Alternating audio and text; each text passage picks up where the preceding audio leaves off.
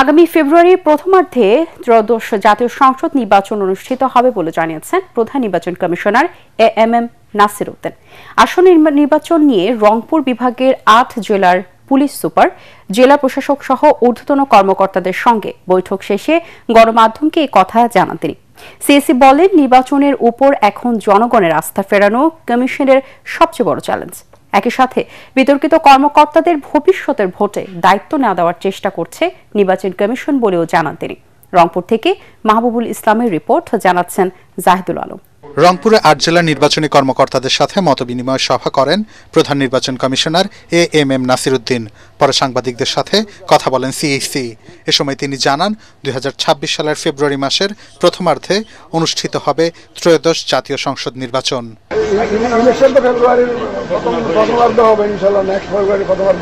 এ সময় আসন্ন নির্বাচনে কাউকে বিশৃঙ্খলা সৃষ্টি করতে দেয়া হবে না বলেও জানান প্রধান নির্বাচন কমিশনার। বিশৃঙ্খলা করার সুযোগ দিতে থাকবো না, বিশৃঙ্খলা করতে দেওয়া হবে না, নাম্বার ওয়ান।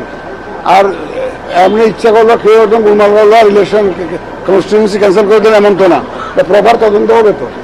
এর আগে মতবিনিময় সভায় প্রধান নির্বাচন কমিশনার বলেন, নির্বাচনের উপর মানুষের আস্থা ফেরানোই নির্বাচন কমিশনের সবচেয়ে বড় চ্যালেঞ্জ। মানুষের আস্থাটা নষ্ট হয়ে গেছে টোটালি। এই মানুষকে দোষ দিয়ে লাভ নেই। মানুষ তো দেখেছে যে এখানে প্রপারলি কাজ করে নাই কেউ। সুতরাং এই যে একটা আস্থা ফিরিয়ে আনা, এটা একটা সবচেয়ে বড় চ্যালেঞ্জ হয়ে দাঁড়িয়েছে আমাদের জন্য। লেভেল প্লেইং ফিল্ড তৈরির মাধ্যমে নির্বাচনকে উৎসব মুখর করতে সচেতনতা কার্যক্রম হাতে নেওয়ার পরিকল্পনার কথাও জানান প্রধান নির্বাচন কমিশনার। এই ধরনের সাথে জড়িত ছিল তাদেরকে যথাসম্ভব ব্যবহার না করার বিষয়টি আমরা। Bureau report, ATN Bangla. অতি স্বচ্ছ। সব মশার বিরুদ্ধে সুরক্ষা দিতে এলো বসুন্ধরা এক্সট্রিম অ্যারোসল, মশার বিরুদ্ধে এক্সট্রিম সুরক্ষা। ৫ আগস্ট স্বৈরশাসক শেখ হাসিনার পতনের পর দেশের মানুষ মুক্ত পরিবেশে বুক ভরে শ্বাস নিতে পারছে বলে মন্তব্য করেছেন বিএনপির ভারপ্রাপ্ত chairman Tarique Rahman. Doctors association of Bangladesh ডাবের সম্মেলনে ভার্চুয়ালি দেওয়া বক্তব্যে তিনি আরও বলেন, মানুষ সব ক্ষেত্রে ইতিবাচক পরিবর্তন দেখতে চায়। বিএনপিকে দেশবাসীর সেই আকাঙ্ক্ষা পূরণ করতে হবে। তারেক রহমান বলেন, বিএনপি প্রথম ৩১ দফার ঘোষণা মাধ্যমে রাষ্ট্র সংস্কারে সুনির্দিষ্ট প্রস্তাবনা দিয়েছে। আর জানাচ্ছে মইনুল হাসান। ৬ বছর পর মুক্ত পরিবেশে বিএনপি সমর্থক চিকিৎসকদের সংগঠন ডক্টরস অ্যাসোসিয়েশন অফ বাংলাদেশ ড্যাবের জাতীয় সম্মেলন। দেশের নানা প্রান্ত থেকে আসা চিকিৎসকদের উপস্থিতিতে মিলন মেলায় পরিণত হয় এই সম্মেলন। লন্ডন থেকে এতে ভার্চুয়ালি যোগ দেন বিএনপির ভারপ্রাপ্ত চেয়ারম্যান তারেক রহমান। স্বাস্থ্য খাতে বিগত আওয়ামী লীগ সরকারের আমলে সীমাহীন দুর্নীতি, অনিয়ম, লুটপাটের তথ্য তুলে ধরেন চিকিৎসক নেতারা। জুলাই অভ্যুত্থান সহ শেখ হাসিনা বিরোধী আন্দোলনে স্বৈরাচারের রক্তচক্ষুকে উপেক্ষা করে আহতদের চিকিৎসা দেয়ায় ডাক্তারদের ধন্যবাদ জানান বিএনপি মহাসচিব। বাংলাদেশে শুধুমাত্র মানুষের ভোটের অধিকার নয়, বাংলাদেশের মানুষের স্বাস্থ্যের অধিকার, বেঁচে থাকার অধিকার, তার ভাতের অধিকার, অন্যের অধিকার সবকিছু নিশ্চিত করতে হবে।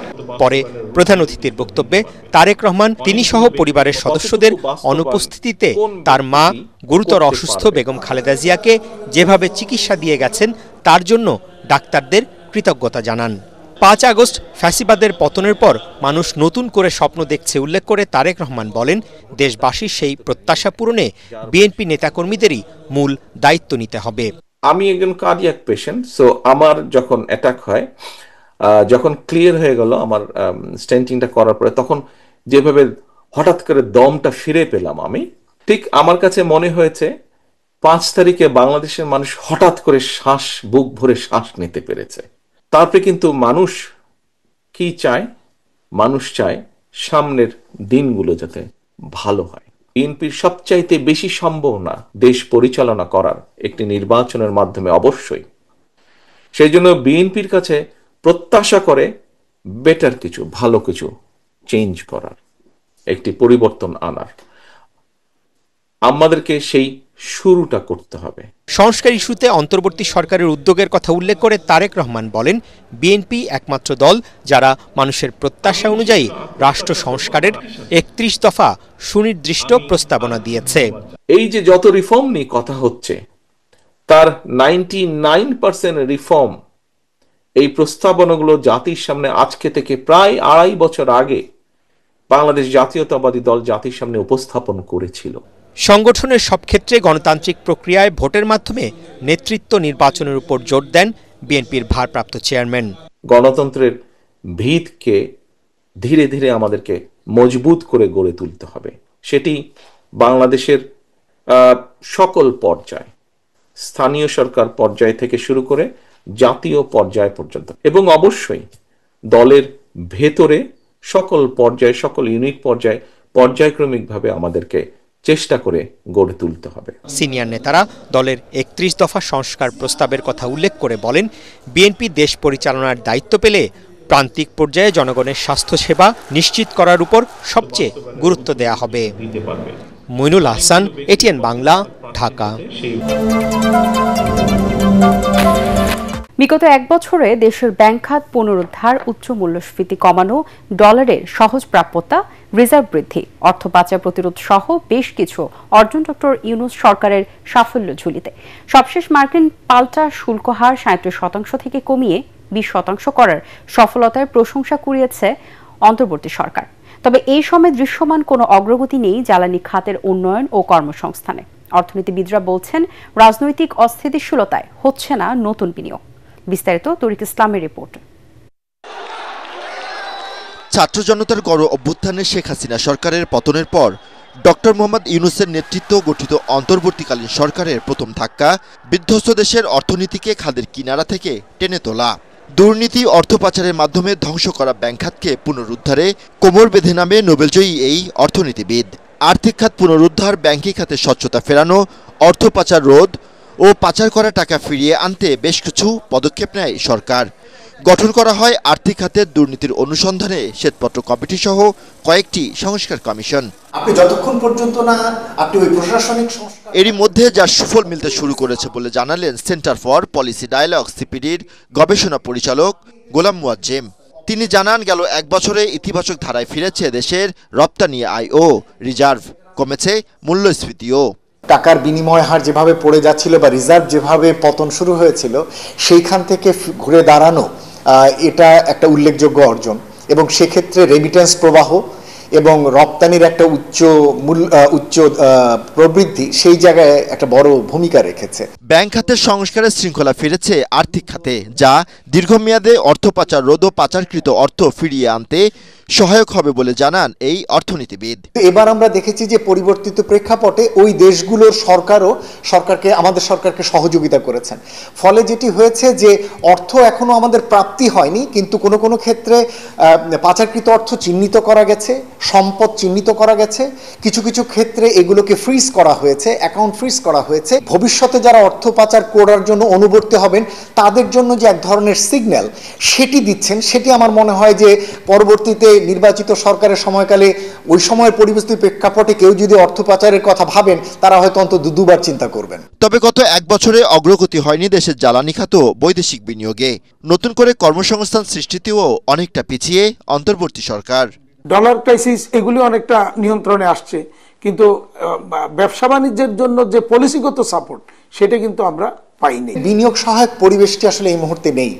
এমনকি রাজনৈতিক অনিশ্চয়তা এখানে আরেকটা বড় রকমের দোদুল্যমানতা তৈরি করেছে। অর্থনীতিবিদ ও ব্যবসায়ী নেতারা বলছেন, অর্থনীতির গতি স্বাভাবিক রাখতে দীর্ঘমেয়াদী পরিকল্পনা ও রাজনৈতিক স্থিতিশীলতা বেশি জরুরি। তরিক ইসলাম, এটিএন বাংলা, ঢাকা। জাতির কাছে নিঃশর্ত ক্ষমা চেয়ে নতুন কমিটি গঠন করল জাতীয় পার্টির একাংশ। চেয়ারম্যান নির্বাচিত হয়েছেন আনিসুল ইসলাম মাহমুদ এবং মহাসচিব ABM রুহুল আমিন হাওলাদার। দলের আরেক চেয়ারম্যান GM কাদেরকে ব্যাপক সমালোচনা করে বঞ্চিতদের নতুন করে ঐক্যবদ্ধ হওয়ার আহ্বান জানান শীর্ষ নেতারা। রাজধানী গুলশানের পার্টি সেন্টারে কাউন্সিলে জাতীয় পার্টি জেপির চেয়ারম্যান আনোয়ার হোসেন মঞ্জু বলেন, যারা জাতীয় পার্টির সমালোচনা করে তারা গণতন্ত্রে বিশ্বাস করে না। আর নিরপেক্ষ নির্বাচন আয়োজনে অন্তর্বর্তী সরকারকে সব দলকে নিয়ে বসার আহ্বান জানিয়েছেন আরেক নেতা আনিসুল ইসলাম মাহমুদ। আদিন সজীবের রিপোর্ট। এক মঞ্চে জাতীয় পার্টির শীর্ষ নেতারা, হাজির বঞ্চিতরাও। বলা হচ্ছে এটি তাদের 10ম জাতীয় কাউন্সিল, কিন্তু সেখানে নেই চেয়ারম্যান GM কাদের। তার মানে দাঁড়াচ্ছে নতুন করে এই বিভক্তি। ওনাদের নেতৃত্বে আমরা জাতীয় পার্টির আজকে সম্মেলন করতেছি, কাজে ভাঙার কোনো কারণ নাই, ভুল বোঝাবুঝির কোনো কারণ এখানে আছে বলে আমি মনে করি না। আজকে GM কাদের সাহেব আমাকে অব্যাহতি দিলেন, কেন দিলেন, কি কারণে দিলেন সেটা জানতে পারলাম না। যদিও GM কাদেরের অধীনেই তাদের কেউ কেউ হয়েছেন MP, কেউ বা পরাজিত প্রার্থী। তারা মনে করেন নিষেধ করার পরেও গেল নির্বাচনে অংশ নিয়ে জাতীয় পার্টির আজ এই পরিণতি। আমি বলেছিলাম এই নির্বাচনে যায়েন না, রাজনীতি সুফল হবে না। আমাকে উনি বলেন তুমি কি রাজনীতি বেশি বোঝো? যৌথ নেতৃত্বে এই দল ইনশাল্লাহ জনগণের প্রত্যাশা আমরা পূরণ করব। জাতীয় পার্টি অন্যায় করেছে মন্তব্য করে দেশবাসীর কাছে নিঃশর্ত ক্ষমা চেয়েছেন শীর্ষ নেতারা। অন্যায় 100 বার হয়েছে, আসাটাই অন্যায় হয়েছে, আমরা ক্ষমা চাই। খালি এইবার না, জাতীয় পার্টির জন্মলগ্ন থেকে এই পর্যন্ত আমরা যদি দেশের জন্য, দেশবাসীর সাথে কোন রকম কোথা থেকে অন্যায় অপরাধ করে থাকি, আমরা নিঃশর্তভাবে ক্ষমা চাই। তারপরেও যদি জনগণ মনে করে আমরা কোনো অন্যায় করেছি, নিঃশর্তভাবে আমরা ক্ষমা চাচ্ছি। নির্বাচনকে যদি আজকে নিরপেক্ষ করতে হয়, আমি মনে করি বিভক্তির রাজনীতি বাদ দিয়ে, বিভাজনের রাজনীতি বাদ দিয়ে আজকে সরকারকে সবাইকে নিয়ে একসাথে বসতে হবে। এ সময় জাতীয় পার্টি জেপির চেয়ারম্যান আনোয়ার হোসেন মঞ্জু বলেন, দেশের মানুষের স্বস্তির জন্য নির্ভয় সমাজ ব্যবস্থা উপহার দিতে কাজ করতে হবে ঐক্যবদ্ধভাবে। আমরা যারা উদার গণতান্ত্রিক সমাজ ব্যবস্থায় বিশ্বাস করি, আমাদেরকে সচেতন হতে হবে। সেখানে জাতীয় পার্টি তার ভূমিকা রাখবে। এরপর আনিসুল ইসলাম মাহমুদকে জাতীয় পার্টির এই অংশের চেয়ারম্যান, রুহুল আমিন হাওলাদারকে মহাসচিব এবং কাজী ফিরোজ রশিদকে সিনিয়র কো চেয়ারম্যান নির্বাচিত করা হয়। আগামী 15 দিনের মধ্যে পূর্ণাঙ্গ কমিটি ঘোষণার কথা। এদিকে প্রেস বিজ্ঞপ্তিতে দলের আরেকাংশের মহাসচিব শামীম হায়দার পাটোয়ারি বলেন, GM কাদেরের নেতৃত্বেই জাতীয় পার্টি ইতিবাচক ভূমিকা রাখবে দেশের রাজনীতিতে। আদ্দিন সচিব, ATN বাংলা, ঢাকা।